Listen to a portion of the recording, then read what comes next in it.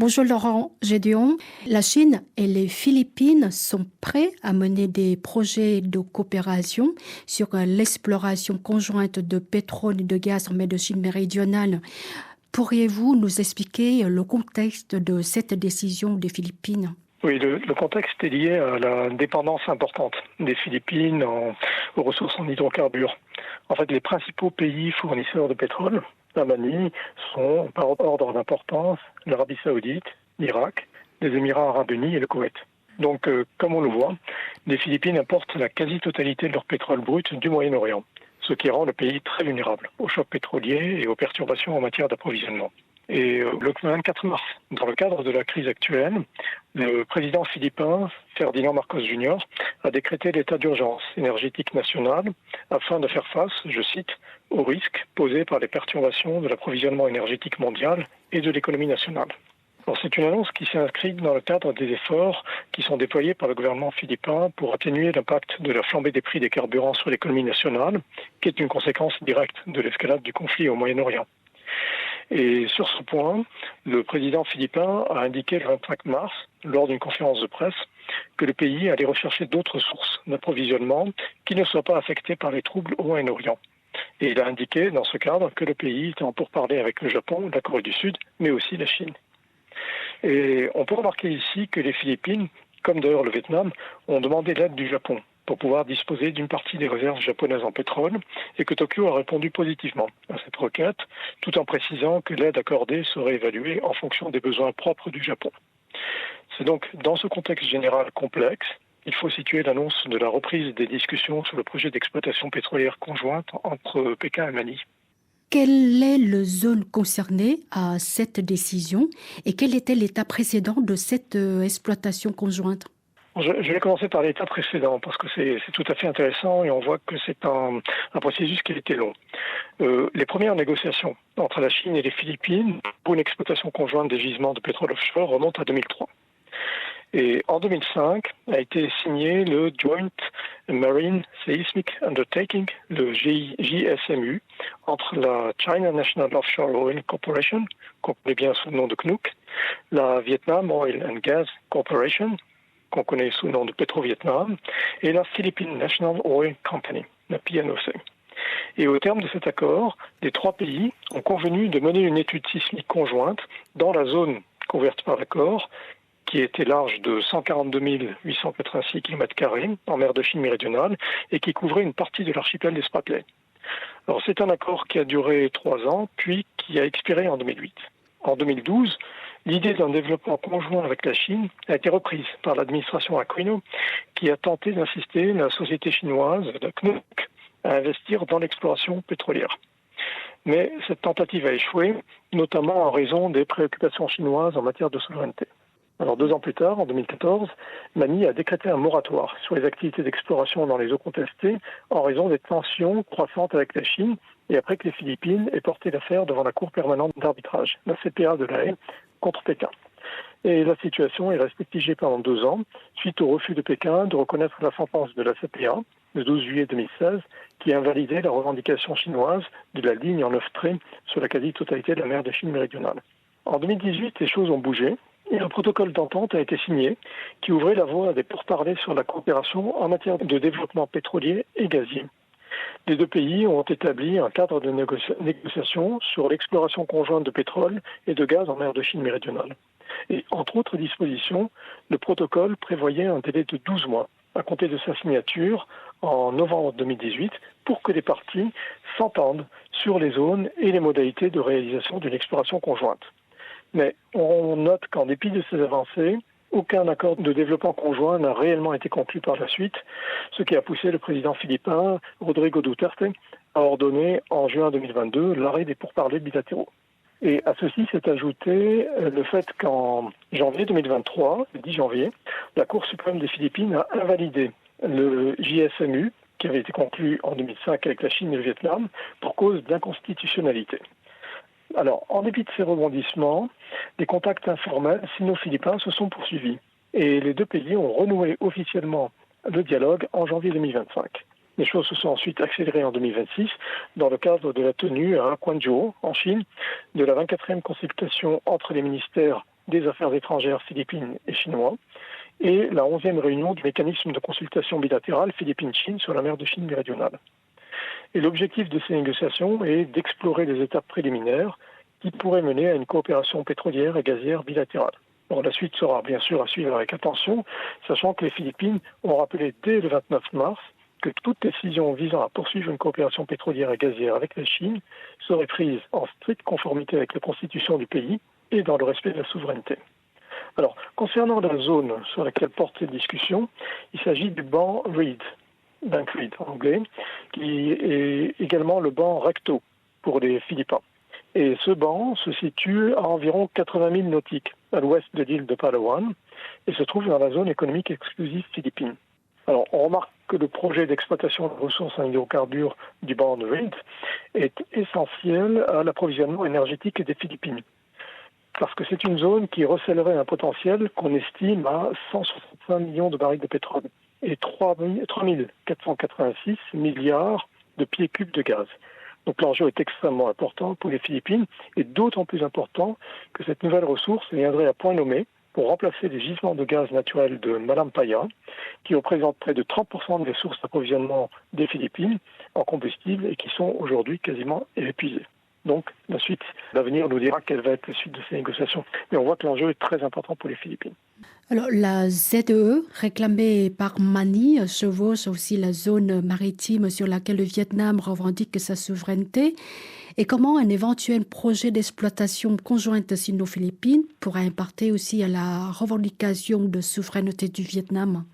Dans le cas précis du banc Reid, celui qui fait l'objet des pourparlers entre la Chine et les Philippines, il se situe en dehors de la zone de chevauchement de revendications philippines et vietnamiennes, dans la région de l'archipel de Spratly. Or, c'est ce banc qui sera concerné par la mise en place d'une exploitation pétrolière conjointe sino-philippine. Donc, ce projet, en tout cas en tant que tel, n'impactera pas la revendication de souveraineté du Vietnam.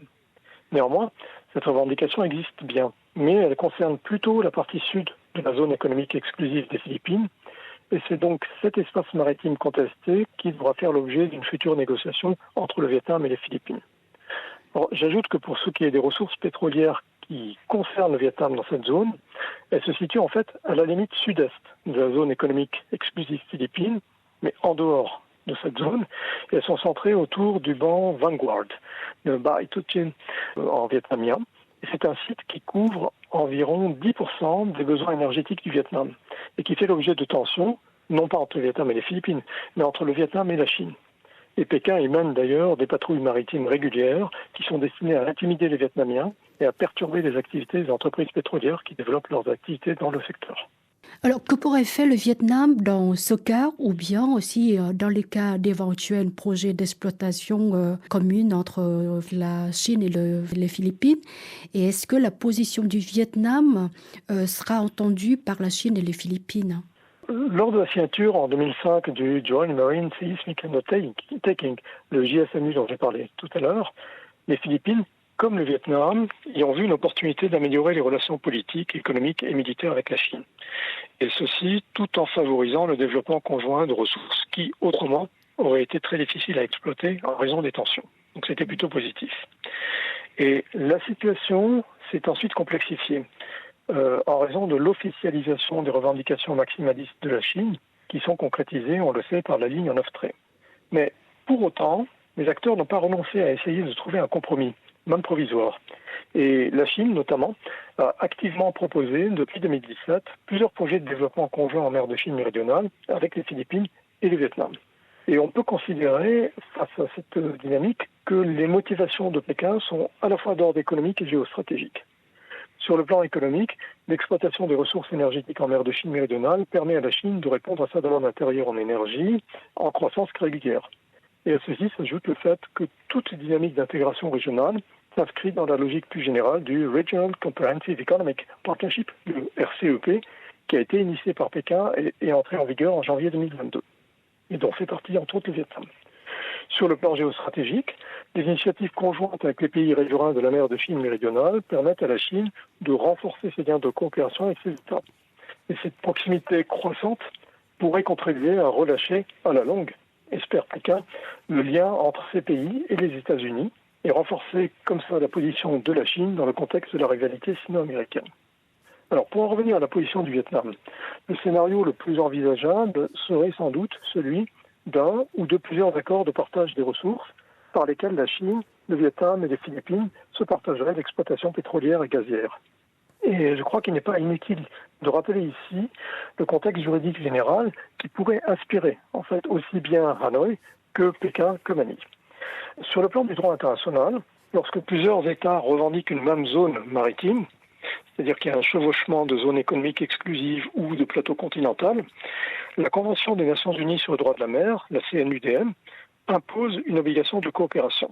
Et la Convention, en fait, à travers les articles 74 et 83, stipule que les États doivent négocier de bonne foi pour parvenir à une délimitation équitable et s'abstenir de compromettre ou d'entraver un accord futur. Alors, ça signifie concrètement que l'exploitation unilatérale d'hydrocarbures est juridiquement risquée dans une zone qui est contestée entre plusieurs États, au regard du droit international.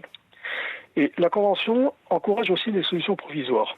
Elle prévoit que les États peuvent conclure des arrangements provisoires de nature pratique en attendant la délimitation définitive. Et c'est donc dans ce cadre juridique que se développent des zones de développement conjoint pour le pétrole et le gaz. Mais on doit aussi souligner que la Convention reste ensuite silencieuse sur la méthode à suivre. Elle ne définit pas de mécanisme standard de gestion conjointe des hydrocarbures, pas plus qu'elle ne fixe des règles de partage des revenus ou de gouvernance. Et elle ne crée pas non plus d'institutions spécifiques pour ces zones contestées. Donc, les modalités concrètes, partage, fiscalité, opérateurs, etc., sont par conséquent laissées entièrement à la négociation bilatérale ou régionale des États. Et on peut citer à titre d'exemple deux modèles de zones de développement conjoint dont pourraient s'inspirer les protagonismes en mer de Chine méridionale et notamment le Vietnam. Bon, le premier cas que je voudrais citer, c'est le Nigeria Sao Tome and Principe Joint Development Zone, qui porte sur l'exploitation d'hydrocarbures dans une zone maritime qui est revendiquée à la fois par le Nigeria et par le Sao Tome dans le golfe de Guinée en Afrique. Un deuxième exemple, pas très loin du Vietnam, c'est le Malaysia-Thailand Joint Development Area qui porte sur l'exploitation de gaz naturel dans une zone contestée par la Malaisie et la Thaïlande et qui se situe dans le golfe de Thaïlande. Alors on voit donc qu'en dépit des difficultés, une coopération entre les parties qui revendiquent des droits pétroliers et gaziers en mer de Chine méridionale est tout à fait envisageable. Et elle peut se faire de manière conforme au droit international et aux législations nationales des pays qui sont concernés. Mais pour arriver à une telle coopération, il faut une réelle inventivité juridique. Et il faut aussi la volonté sincère de la part des pays impliqués de parvenir à un compromis. Et il me semble que Hanoï, comme Pékin, comme Manille, devraient dans ce cas accepter des concessions afin de faire coexister à la fois leurs revendications respectives de souveraineté sur les espaces contestés, à laquelle il ne s'agit pas de renoncer, mais les faire coexister avec un partage équitable des ressources énergétiques qui sont présentes dans ces mêmes espaces. Donc ça nécessite de créer des entreprises communes dans le cadre d'une gestion conjointe. Et ces entreprises communes ne devraient pas être vues comme un recul ou une défaite, mais plutôt comme un mécanisme pragmatique qui est mis en place dans l'attente d'une solution définitive et qui ne préjuge pas de la délimitation ultérieure des espaces maritimes concernés et ne remet pas en cause les revendications territoriales des trois acteurs. Donc il me semble qu'on a là une piste de réflexion ou d'opportunité politique économique qui vaut peut-être la peine d'être creusée, notamment par le Vietnam. Merci beaucoup, Laurent Génion. Je vous remercie.